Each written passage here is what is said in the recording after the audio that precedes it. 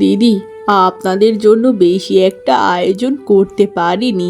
আসলে একা হাতে বিধবা মানুষ, এর চেয়ে বেশি আর কি করি বলুন তো। না না না, ঠিক আছে, আমরা তো আর খাবার খাওয়ার জন্য আসিনি। তা সুরমা দেবী, সে কোন বেলা এসেছি, এবার পাত্রীকে ডাকুন, পাত্রীর চাঁদ মুখখানা একটু দেখি আমরা। নিশ্চয়ই ডাকবো গো দিদি। আমার মেয়ে ভীষণ গুণবতী। আপনাদের জন্য সেই কোন সকাল থেকে জলখাবার বানিয়েই যাচ্ছে। এমন মেয়ে আর এই গ্রামে নেই গো। হয়েছে মাসিমা, সব মায়েরাই তো তাদের মেয়েদেরকে নিয়ে এমন কথাই বলে। এবার নিজের মেয়ের চাটুকারিতা বাদ দিয়ে দয়া করে ডাকুন তো, আমাদের আরো 3 জায়গায় পাত্রী দেখতে যেতে হবে, বুঝেছেন? জলদি যান তো মাসিমা, ডাকুন। হ্যাঁ দিদি, আমাদের অনেক দেরি হয়ে যাচ্ছে, এইবার আপনার মহারানী মেয়েকে একটু ডাকুন। মা চম্পা, এদিকে আয় সোনা মা।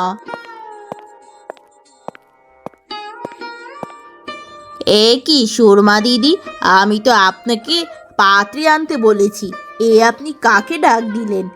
না না না, এ কি বলছেন? ওই তো আমার আদরের একমাত্র নয়নের মণি চম্পা। এ কি বলছেন? আপনার মেয়ে দেখতে এত কালি, পা থেকে মাথা পর্যন্ত শুধু কালি দিয়ে ভরা, এমন মেয়েকে দাদার বৌদি কি করে বানাবো? এইসব তুমি কি বলছো মা? আমার মেয়েটাকে তুমি এভাবে অপমান করতে পারলে? আমার মেয়েটার গায়ের রং একটু চাপা বলে সে কি মানুষ নয়? তোমাকে যে ঈশ্বর বানিয়েছে, আমার মেয়েকে তো সে বানিয়েছে। গায়ের রং দিয়ে কি হয়? অবশ্যই, এ আপনি কি বলছেন? মেয়ে মানুষের তো গায়ের রঙই সব কিছু। এরকম কালো মেয়েকে আজকালকার যুগে সমাজের লোকেরা একটুও পুছে না। আমার রাজপুত্র ছেলের সাথে আপনার মেয়েকে এত সহজে বিয়ে দেব না সুরমা দেবী, বুঝেছেন? কমপক্ষে 10 লক্ষ টাকা যৌতুক লাগবে। এসব আপনি কি বলছেন মাসিমা? আপনারা এত বড় পরিবারের লোক হওয়া সত্ত্বেও আপনাদের মন এত ছোট। মা, এই জায়গায় আমাদের সম্বন্ধ করার প্রয়োজন নেই। এত টাকা তুমি কোথায় পাবে বলো তো? তুই চুপ কর। একে একে করে পাঁচটি সম্বন্ধ তোর ভেঙেছে। আর কয়টা সম্বন্ধ ফিরিয়ে দিব? আজীবনকে আইবুড়ো থাকবি নাকি? আমি যে করেই হোক টাকা জোগাড় করব। ব্যাস, তাহলে তো মিটেই গেল। আপনি তাহলে টাকা জোগাড় করে আমায় জানাবেন, এরপর আমার ছেলের সাথে আপনার মেয়ে চম্পার বিয়ের কথা পাকাপাকি করব, কেমন?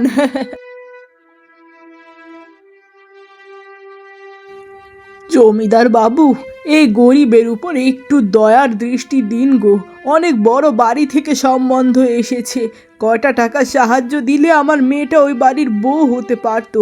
শেষ বয়সে একটু নিশ্চিন্ত হতাম। আরে, আমি গ্রামের জমিদার দেখে কি টাকার গাছ লাগিয়ে রেখেছি নাকি, যে যখন তখন এসে টাকা চাইবে? আর এর আগেও তো তুমি আমার থেকে টাকা নিয়ে সেগুলোই দিতে পারোনি। এখন আবার কিসের টাকা চাও বলো তো? যাও তো। আমি কথা দিচ্ছি জমিদার বাবু, আপনি যেই সাহায্য করবেন, আগে যা করেছেন, এই সব আমি সুদ সমেত ফিরিয়ে দেব। তাও আমায় একা হাতে ফিরিয়ে দিবেন না, কিছু তো দিন। আপনি হলেন আমাদের গ্রামের ভরসা। আপনি সাহায্য না করলে আমরা গ্রামবাসীরা কোথায় যাব? আরে বুড়ি, তোমার মেয়েকে নিয়ে যেহেতু তোমার এতই চিন্তা, তাহলে তোমার মেয়ে চম্পাকে আমার হাতে তুলে দাও না। আমি তোমার মেয়েকে আমার পঞ্চম স্ত্রী বানাতে প্রস্তুত। অনেক আগেই তো তোমায় বলেছি, তুমি তো রাজি হও না। এবার যাও তো বাপু এখান থেকে। সারাটা দিন কত মানুষের কাছে সাহায্য চেলাম, কেউই তো একটু সাহায্য করলো না রে মা। কি করে যে এই টাকাটা জোগাড় করব, আমি তো কিচ্ছু বুঝতে পারছি না রে। তোর কি আর বিয়ে হবে না? মা, তুমি আমাকে বিয়ে দেওয়ার জন্য এত পাগল কেন হয়েছো বলো তো? এরকম যৌতুকলোভী পরিবারের কাছে তুমি আমায় কেন বিয়ে দিচ্ছ মা, বলো তো? কেন? তুমি কি একটু আমায় ভালোবাসো না মা? না রে মা, আমি তোকে ভীষণ ভালোবাসি, কিন্তু তোর গায়ের রং চাপা।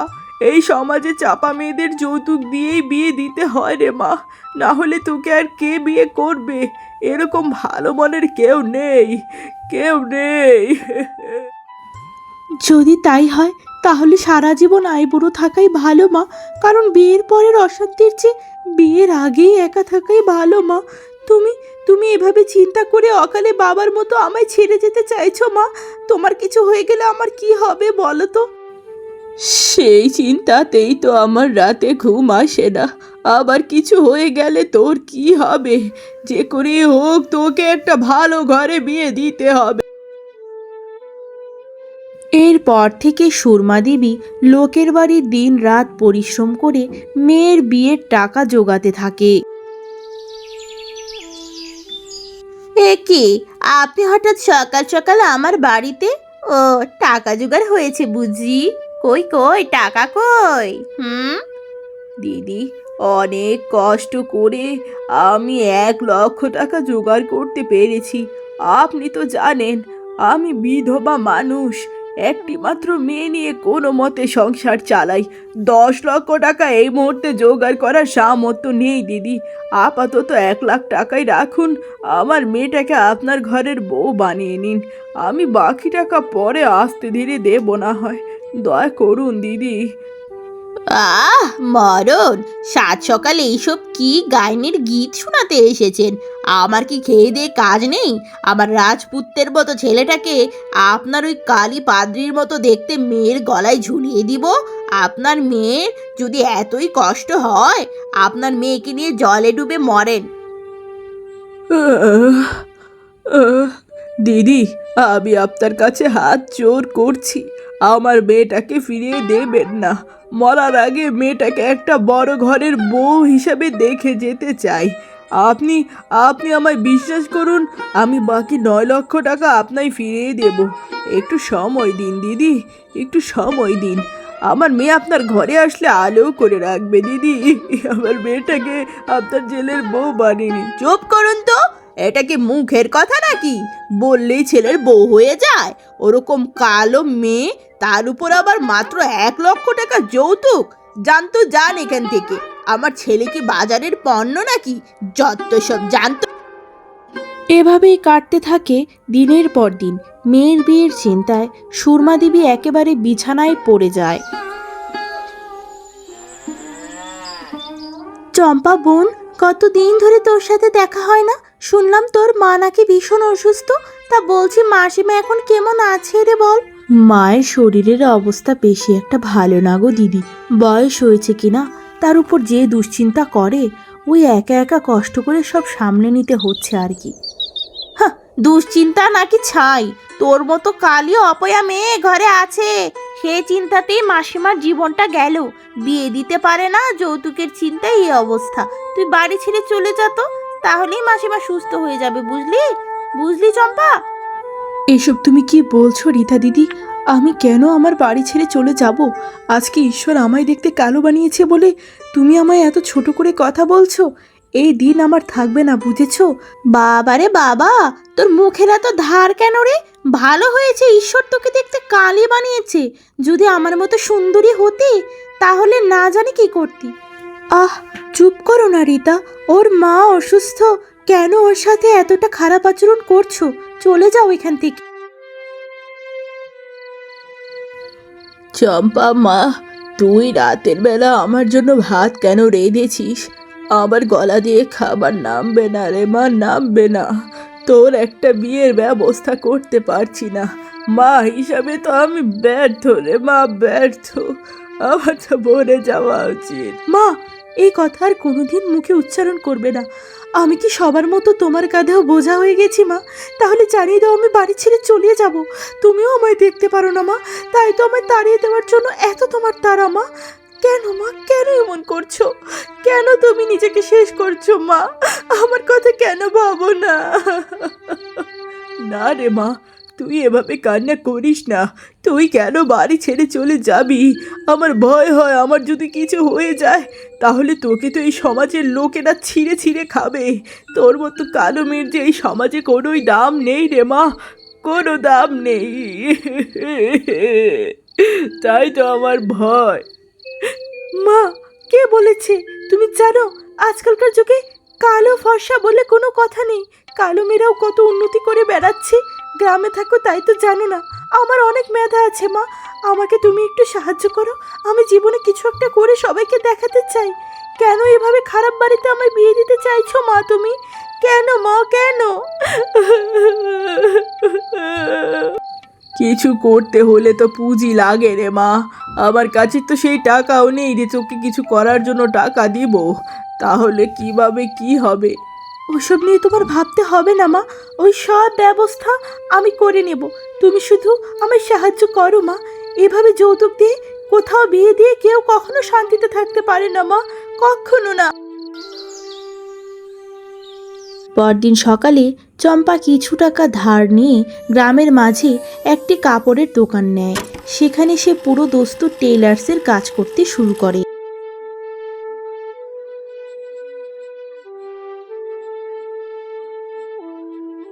কি ব্যাপার চম্পা, ব্যবসা বাণিজ্য কেমন চলছে? দোকান তো একেবারে কাপড়ে ভরে ফেলেছো। না গো রতন ভাই, ব্যবসা অতটাও ভালো চলছে না।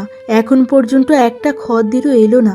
হাতের কাজ ভালো জানলে কি হবে যদি কেউ কিনতেই বা না আসে। মনে হচ্ছে ব্যবসাটায় আর সফল হব না গো দাদা, সব গুটিয়ে ফেলতে হবে। না না না পাগলি, এই মাত্র 2 দিনেই ব্যবসা খুললে, ব্যবসায় সফল হবে না কি করে বুঝলে? শুনো, জীবনে উন্নতি করতে হলে লেগে থাকতে হবে নিজের লক্ষ্যে। যদি তোমার যোগ্যতা থাকে তুমি এগোবেই, চিন্তা করো না। গোটা গ্রামে তোমার মতো এত সুন্দর হাতের কাজ কারো নয়, বুঝেছো চম্পা? তুমি পারবে। আপনি আমার জন্য কত কি করলেন রতন দাদা। এই অসময়ে আমায় কতগুলো টাকা ধার দিলেন। না হলে তো এই দোকানদার কথা আমি স্বপ্নেও ভাবতে পারতাম না। আপনার এত ঋণ আমি কি করে যে শোধ করব সেটাই। আহা, তোমার ওসব নিয়ে ভাবতে হবে না তো। তুমি তোমার ব্যবসায় মনোযোগ দাও। তোমার মা তোমায় নিয়ে কত আশা করে আছে বলো তো। আর আমার দোকানে যে সকল খদ্দের আসবে সকলকে আমি তোমার দোকানে পাঠাবো জামা বানানোর জন্যে। তাদের একটু ছাড় দিও। এভাবেই কেটে যায় বেশ কিছুদিন। দেখতে দেখতে চম্পা টেইলার্স সমস্ত গ্রামে ভীষণ বিখ্যাত হয়ে যায়। সকলেই তার দোকানে যেত। আরে বাহ, কি রে কালী চম্পা, তোর তো একেবারে রাজ কপাল হয়ে গেছে নাকি? গ্রামে একেবারে কাপড়ের দোকান দিয়ে একেবারে সবাইকে পাগল বানিয়ে রেখেছিস। রাজকপালের কি আছে? আমাদের মতো কালো মেয়েদেরকে কি ভেবেছ? সবসময় কি তারা এভাবে ঘরের ভিতর মুখ আড়াল করে কাঁদবে? না, আমরাও পারি। না না, পারিস নাকি ছাই? শুনেছি রতনের কাছ থেকে টাকা ধার নিয়ে এসব করেছিস। তা রতনের সাথে কিসের এত পিড়িতে জমিয়েছিস? ছেলেটাকে ফাঁসিয়ে টাকা নিল, ছি ছি ছি ছি। তা যা বলেছো দিদি, এই কালিও আজকালকার যুগে ছেলেদের প্রেমের জালে ফাঁসায়। আমরা এত সুন্দরী হয়ে কি করলাম বলো তো জীবনে? চুপ করো। তোমাদের এই অলক্ষণে মুখে রতন দাদার নাম মুখেও আনবে না। আমাদের পবিত্র সম্পর্ক নিয়ে এরকম নোংরামো কথা বলার সাহস তোমাদের কে দিয়েছে? চলে যাও তোমরা আমার এই দোকান থেকে, কোনোদিন যেন না দেখি, বুঝেছো? চলে যাও তোমরা। আরে উচিত কথা এত খেপছিস কেন? আজকে সন্ধ্যায় আমার ছেলের অন্নপ্রাশন আছে, বেশ কিছু জামা লাগবে, টাকা দিব। লাগবে না টাকা, লাগবে না তোমার কোনো অর্ডার। টাকার জন্য নিজের আত্মসম্মান বেচে দেওয়া কোনো দিন আমার মা আমায় শেখায়নি। প্রণাম মাসিমা, আপনি হঠাৎ এই সকাল সকাল আমার হোটেলে? বসুন মাসিমা, গরম চা হচ্ছে, খাবেন নাকি? বসুন না। না বাবা, আমি খেতে তোমার দোকানে আসিনি। আমি তোমার কাছে কৃতজ্ঞতা প্রকাশ করতে এসেছি বাবা। আমি তো আমার মেয়েটাকে ঠেলে ঠুলে যৌতুক দিয়ে কোন এক অমানুষের বাড়িতে বউ বানিয়ে পাঠাতে চাইছিলাম। সেখান থেকে আমার মেয়ের যে এত বড় প্রতিভা আছে সেটা তো আমি বুঝতেই পারিনি। তুমি সাহায্য না করলে আমার মেয়ের প্রতিভা কখনোই ফুটে উঠতো না। না না না মাসিমা, আমি আর তেমন কি করলাম? চম্পা যা করেছে নিজের মেধা দিয়েই করেছে। ওর হাতের কাজ ভীষণ সুন্দর। আমি তো কয়টা টাকা মাত্র ধার দিয়েছি, সেই ধার তো চম্পা সমস্ত ফিরিয়েই দিবে। আমি তেমন কিছুই করিনি। বাবা, আমি মা হিসাবে তোমার কাছে একটা আবদার রাখতে চাই। আমার মেয়ে চম্পাকে আমি তোমার সাথে বিয়ে দিতে চাই বাবা। তুমি আমায় ফিরিয়ে দিও না বাবা। তোমার কাছেই আমার মেয়েটা সবচেয়ে সুখে থাকবে, আমি বুঝে গেছি বাবা। জীবনে টাকা থাকলেই সব হয় না, সত্যিকারের ভালোবাসাতেই সব সুখ। আমার মেয়েটাকে তুমি মাসিমা, এ আমার চরম সৌভাগ্য। আমি কিন্তু আমি এই বিষয়ে কিছু বলতে পারবো না, কারণ আমি চম্পার দুর্বলতার অসহায়ত্বের সুযোগ নিতে চাই না। যদি চম্পা রাজি থাকে তাহলে আমার সমস্যা নেই। কি রে ফুলি, ইদানিং কাজে আসতে এত দেরি কেন করিস বল তো? একা হাতে সংসার সামলাতে কষ্ট হয় তো নাকি? দেরি না করে উপায় আছে গো গিন্নিমা। গ্রামে যা চলছে ইদানিং, ওইসব নাটক দেখতে দেখতেই তো আমার সারাটা সকাল যায়, বুঝেননি? কেন কেন, কি নাটক? আরে ওই যে কালী চম্পা গ্রামের মাঝে সুন্দর করে একটা চম্পা টেইলার্স নামে দোকান দিয়েছে। ওই কাপড়ের দোকানের এখন সুনাম দেশ বিদেশে ছড়িয়ে পড়ছে। ওর হাতের যে সুন্দর কাজ, মাসিমা, মেয়েটা তো নতুন বাড়িও করেছে। সোনা কপাল হয়ে গেল সেই কালীর। যে বউ হিসাবে পাবে তার কপাল খুলে যাবে। বাবারে বাবা, এভাবে ভাগ্য বদল হতে আজীবন সিনেমার মধ্যে দেখেছি, এখন দেখছি বাস্তবেও হয়। আরে সুমলের মা, কি মনে করে এই সকাল সকাল হঠাৎ আমার বাড়িতে? দিদি, আমি শুনলাম আপনার শরীরটা ভীষণ খারাপ, তাই তো আপনার খোঁজ নিতে এলাম। আপনি আমার কত আপন। আমার অনেক বড় ভুল হয়েছে দিদি। আপনার মেয়েকে নিয়ে ফালাফালা করা উচিত হয়নি। এই যে আমার ছেলেকে সাথে এনেছি, এই জায়গা থেকেই বিয়ে পড়িয়ে নিয়ে যাব আপনার মেয়েকে। এইসব আপনি কি বলছেন? আমার মেয়ে তো এই মুহূর্তে বিয়ে শাদী মোটেও করবে না। ও তো ব্যবসাই করছে এখন এখন তাছাড়া আপনার ছেলে তো অনেক সুন্দর, তাকে অন্য কোথাও বিয়ে দিন। আমার মেয়ে তো কালো, লাগবে না দিদি, চলে যান আপনি। না দিদি না, আমি আপনার ছোট বোনের মতো, আমাকে ফিরিয়ে দিবেন না দিদি।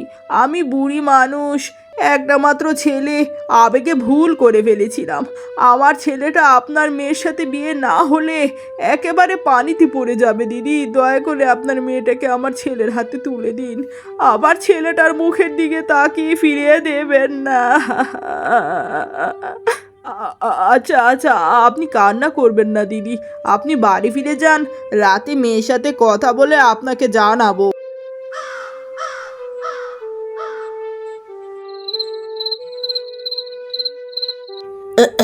বুঝলি মা চম্পা, আজকে সুমলের মা বাড়িতে এসেছিল তার ছেলেকে নিয়ে। তোকে ওদের বাড়িতে বউ হিসাবে নিতে একেবারে উদগ্রীব হয়ে গেছে। বলল কোনো যৌতুকও লাগবে না। ভীষণ কান্না করছিল রে মা, বুঝলি? আমার একটু মায়া হলো। চুপ করো মা, এসব তুমি কি বলছো? মায়া হলো মানে? তুমি ওনার এসব কুমিরের কান্না দেখে গলে যাচ্ছ? আজকে আমি একটা ব্যবসা করে উঁচু পর্যায়ে যাচ্ছি দেখে ওনার খুব দরদ উতলে পড়ছে। বিয়ের পর যখন আমার আবার ব্যবসা খারাপ হয়ে যাবে, উনি আবার আমায় ছুঁড়ে ফেলে দিবে। ওনার ফাঁদে আর পড়ো না মা, আর পড়ো না। এইসব জায়গায় আমি কোনোদিন বিয়ে করব না। আমি নিজের পায়ে দাঁড়াবো। ঈশ্বর যদি ভাগ্যে ভালো কাউকে রাখে, তার সাথেই হবে। এই আর কি। এই বিয়ের ভূত আর কত বলো তো মা, বাদ দাও তো এবার। না রে মা, আমি এই বিয়ের ভূত মাথা থেকে কোনোভাবেই সরাতে পারছি না। কেন বুঝতে পারছিস না?